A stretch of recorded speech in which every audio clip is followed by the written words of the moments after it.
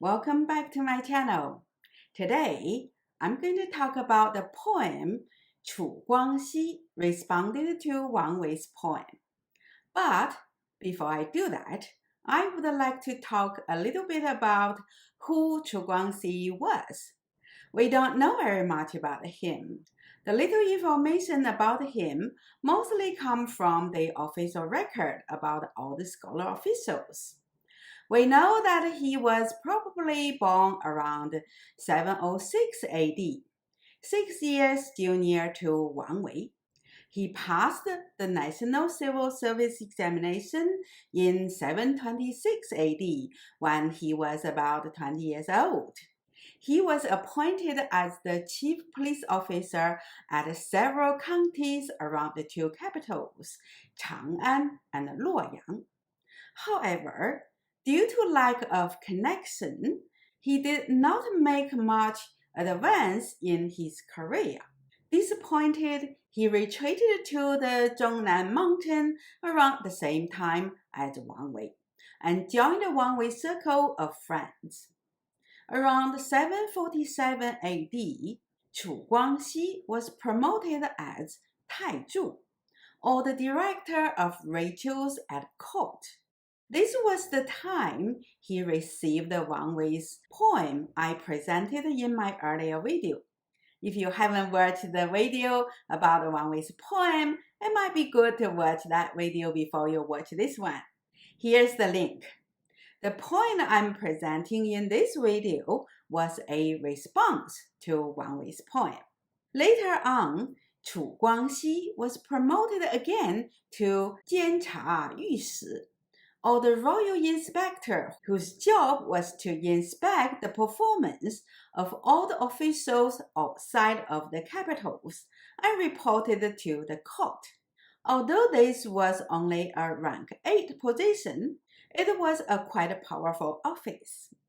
When the Anlushan rebellious force took the two capitals in 756 AD, Chu Guang-xi was also captured and forced to accept a job at Anlushan's court like Wang Wei.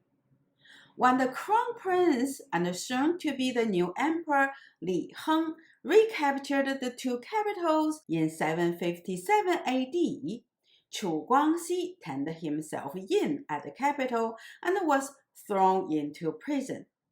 Unlike Wang Wei, Chu Guang-xi did not have a politically powerful brother to save him. He was exiled to Guangdong province in 759 AD.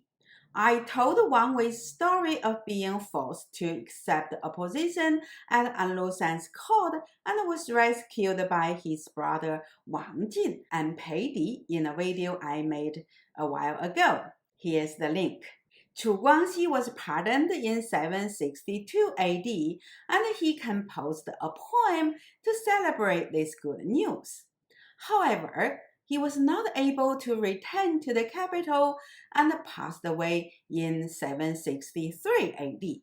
It was such a tragedy that so many Tang Dynasty poets were caught up in the Anlushan rebellion and died because of it, including the great poet Li Bai.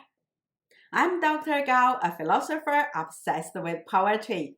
I make videos about the classical Chinese poetry, philosophies, and medicine. Please click the like button and subscribe my channel. Your support is very important to me. I also offer one-to-one online lessons on these subjects. So if you would like to read the classical Chinese with me, please contact me. Here's my email address. Now, let's go back to Chu Guang-xi. Chu Guang-xi was a brilliant poet, although not as famous as Wang Wei. Around 200 of his poems were collected in Quan Tang Shi, or the complete collection of the Tang poems. Chu Guang-xi is known for his pastoral poems, praising the peaceful and harmonious life among the rivers and mountains. Later scholars praised his poem as 格高调逸，去远情深，雪尽长言,夹风雅之际，浩然之气 meaning his poetic style is elegant and graceful. His poems tell fascinating stories and express deep feelings, and rid of any ordinary expressions. His poems carries the elegance and liveliness of poems from the Book of Songs. The Book of Songs is the very first collection of poetry in Chinese literary history, and was the textbook for all scholars since ancient time, or since Confucius' time. To be praised as following its style is the highest praise any poet could hope for. This means that Chu Guang-xi's poems were highly regarded by scholars of later centuries. As I promised in my earlier video, I'm going to translate Chu Guang-xi's responding poem to Wang Wei's poem about waiting for him to visit his wherever villa, so that we have a chance to see how a poet responds to a subtle complaint like this. I have made a video about how a poet addressed a difficult situation. It is the video about a poem disguising as a love poem, but in reality, it was a rejection to a job offer by a warlord made to the poet. If you haven't watched the video, here's the link. The corresponding poem by Chu Guang-xi is an excellent response to Wang Wei's affection to him and the subtle complaint about him not showing up. I'll explain how he did it in the poem after translating the poem. However, the poem itself is a mediocre one and does not represent the artistic excellence of most poems by Chu Guang-xi. So I'm also going to present another poem in addition to this one. And both poems are quite short, so the video should still be of reasonable length.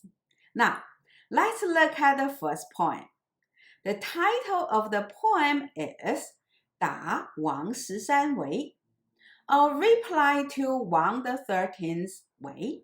The number here refers to the eighth order of Wang Wei among his brothers and first and second cousins on the paternal side. Since Wang Wei was the oldest son of his parents, this means he had 12 paternal male cousins older than him. One can address a friend by such number if he was a close friend to the person. It is like what Wei would say, they are on the first name basis. Now, let me read the poem in Chinese first. 门生故来往，知遇命扶伤。忽奉朝清阁，回车入上阳。落花满春水，疏柳映新塘。是日归来暮，劳军奏雅章。Now, let's look at the first two couplets. 门生故来往，知遇命扶伤。忽奉朝清阁，回车入上阳。门 literally means gate, but it also means a subject in an academic setting, as in the phrase of 学术门派 or a scholarly school. 生 means disciple. 门生 literally means a disciple from a scholarly school. Here, Chu Guang-xi used it as a self-reference to take the humble position as Wang Wei's disciple, which he was certainly not. Such a self-reference was used to show his respect to Wang Wei's scholarly achievement. 故 means reason. 来 means to come. 往 means to go. 来往 refers to the coming and going of relatives and friends. That is, the social interaction. This phrase can also be written as 往来, as in the phrase of 礼尚往来, or the costume values social interaction. zhi means no, yu means about to, ming means order or command. It is rather interesting that Chu Guang-xi used such a strong word to describe Wang Wei's invitation for him to visit his villa. This is related to Wang Wei's complaints about Chu's failure to visit him. Recall the line, 了志不相顾 from Wang Wei's poem. Wang Wei was implying that he would cut off their friendship and won't bother him in the future using a Buddhist metaphor. This is a subtle yet quite serious complaint. Chu Guang-xi needed a way to re-establish his connection with Wang Wei. The way Chu Guang-xi re-established his connection with Wang Wei was to describe his relationship with Wang Wei as a disciple-master relationship, because only a master can order a disciple to do something.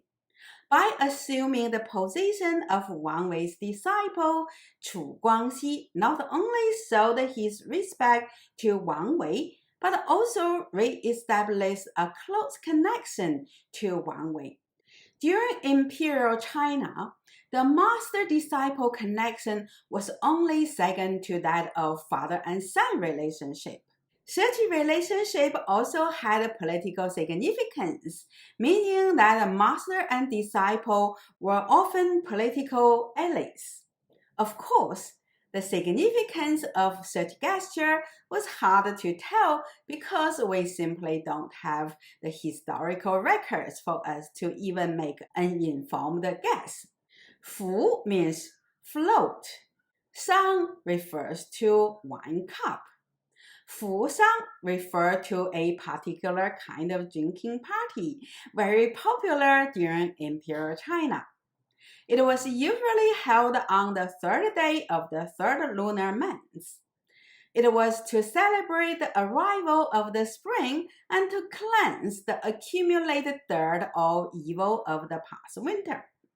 People would bath in a river and hold drinking parties by the river. Here is a painting from the Ming Dynasty portraying one such party. This party was held by the scholars. The rule was very simple. People would float wine cups on the current of a winding creek. Whenever a wine cup arrived in front of a scholar, he was expected to read the poem he had composed on the spot. If he had his poem ready, he got to drink the wine from the cup. If he did not have his poem ready, then he would miss the chance to have a drink. It is a pity that this custom disappeared after the Mongol conquered China, abandoned many festivals practiced by the Han Chinese. It would be nice if this festival is revived one day in the future. Hu means sudden. Feng means to present oneself at an important event. Chao refers to the court. Qing means green. Ge means tower. Hui means turn back. Che means carriage. Ru means enter. Sangyang was the largest palace built from 675 to 679 AD at Luoyang. It was the palace the Tang Emperor stayed whenever they moved to Luoyang. So the two couplets can be translated as, your disciple had a reason to be so-so. I knew you were about to order a floating cup party. All of a sudden, I had to present myself at the court's green tower. I turned my carriage around and entered the Sangyang Palace. 落花满春水，疏柳映新堂。是日归来暮，劳军奏雅章。落 means fall, 花 means flower, 满 means fill up, 春 means spring, 水 means water, 疏 means sparse, Liu refers to willow. Yang means reflect. Xin means new. Tang means pound. Shi means this. Ri means day. 归来 means return home. Mu means dusk. Lao means trouble. Jun means you. Zhou means compose. Ya means elegant. Zhang means article.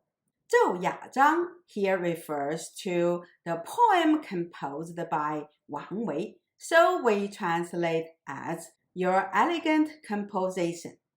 So these two couplets can be translated as fallen flowers filled the spring waters. Sparse willows reflected in the new pond.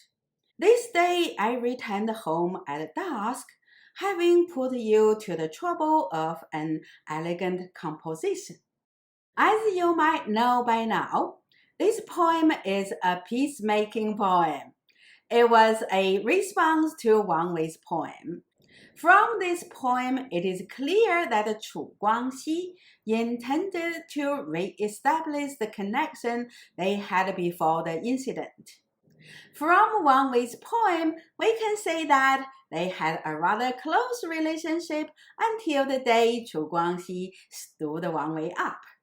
Otherwise, Wang Wei would not be as upset as he was.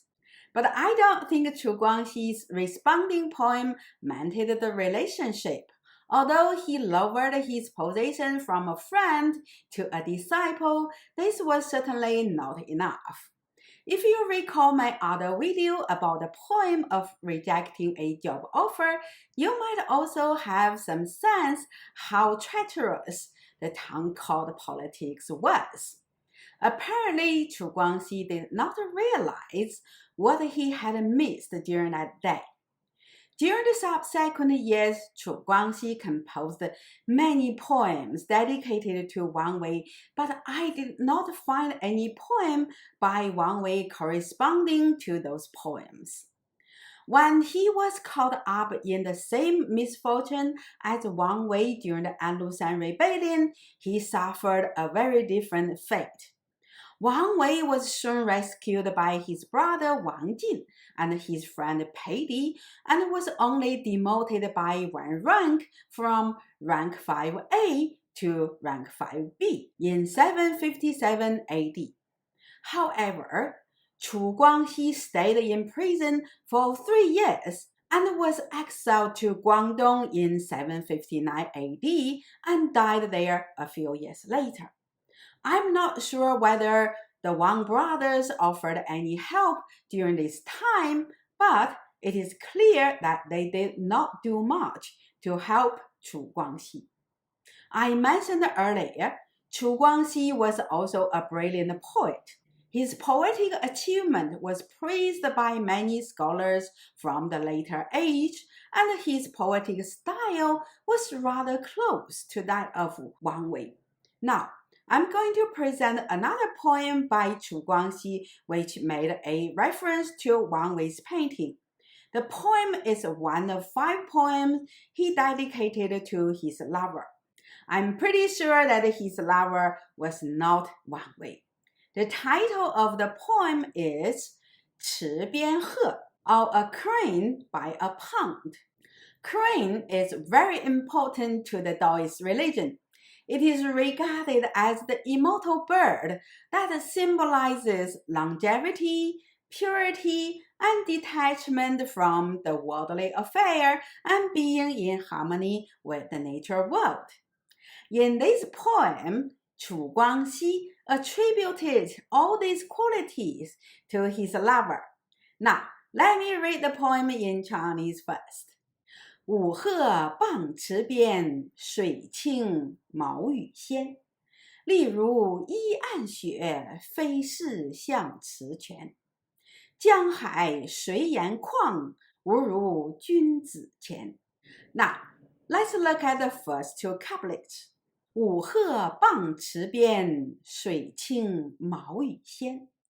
例如依岸雪，飞逝向池泉。Wu means dance. He means crane. Wu he literally means a dancing crane. The order of characters in classical Chinese poetry is often quite flexible. Poets often change it to fit with a rhyming or tonal requirement. So David and I decided to translate Wu he as He Wu, or a crane is dancing, to match the movement rhythm in the next couplet. The structure of the movement of the two couplets are dancing, reflecting, and standing, flying. So it is movement, rest, and movement again. 水 means water, 清 means clear. 毛羽 refers to feather. 仙 literally refers to a species of fish from a river in the north. But we don't know which species it was anymore. Xian later becomes the generic name for fish and seafood. It also becomes an adjective to describe something fresh, such as in the phrase of 新鲜, new and fresh. It is also used to describe the bright color, as in the phrase of 鲜艳, or bright colored. Here it is used to describe the crane's bright white feathers. Li means stand. Ru means like. Yi means rely on, as in the phrase of 依靠, to rely on someone. An means bank. 雪 means snow. 一按雪 refers to the snow piled up by the bank. It is quite interesting that Chu Guang-xi used 一按雪 to describe the body posture of his lover. In classical Chinese, 冰 and 雪 are symbols of moral purity or integrity. In my video of our conference paper, I talked about a text poem by Wang Wei. In this poem, Wang Wei used 玉壶冰, or the ice in the jet pot, to represent his moral integrity. Snow here has the same connotation as a symbol of moral purity. Furthermore, Wang Wei was also known to his contemporaries for his painting of snow. I have posted this painting on the community page. The painting is an ink painting with the white snow above the water painted with different shades of black. This is rather similar to the crane, who is covered by white feather on the body but black feather at their tails. The most famous one of crane is the one by the Tang Dynasty Emperor Zhao Ji, currently hosted at Liaoning Museum at my hometown Shenyang. I'll make it a point to see the painting if I go back to my hometown. 飞 means fly, 是 means as if, 向 means towards, 池 means pond, 泉 means spring. So the two couplets can be translated as: a crane is dancing by the side of a pond. Its bright feathers reflected in the clear water. It stands like the snow piled up by the bank. It flies as if towards the pond spring. 江海水眼旷，无如君子前。江 means river, 海 means sea, 水 means although, 眼 means say, 旷 means vast, 无 means nothing, 如 means compare. 君子 here refers to the lover, so we translate it as you. 前 literally means in front. But given the context of this poem as an expression of love, we decided to translate it as to be with you. So this couplet can be translated as: Although it is said that the rivers and seas are vast, it is nothing compared to being with you. This is clearly a much better poem than the previous one. It is such an elegant way to declare one's deep admiration and love for another person. The poem first paints a vivid picture of the beautiful young man with the elegance and free spirit of the immortal crane. Then it praises his character being as pure as the white snow. The climax of the poem is the last couplet. The poet declares that even though he loves the vastness of the rivers and seas, he would rather stay with his love and give up his freedom. Anyway, if you watched my video about Wang Wei's poem dedicated to Poetic, you should be able to see the similarities between Wang Wei's poem and this one. I would like to present more poems by Chu Guang-xi if you guys are interested.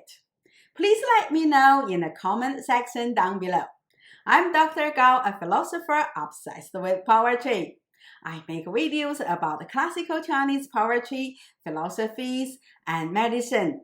Please click the like button and subscribe my channel. Your support is very important to me. If you would like to donate to my channel, you can find the Patreon link in the homepage of my channel or the description section down below. I also offer one-to-one online lessons on these subjects. If you would like to read the original Chinese text with me, please contact me. Here's my email address. Thanks for watching my video. I'll see you next time.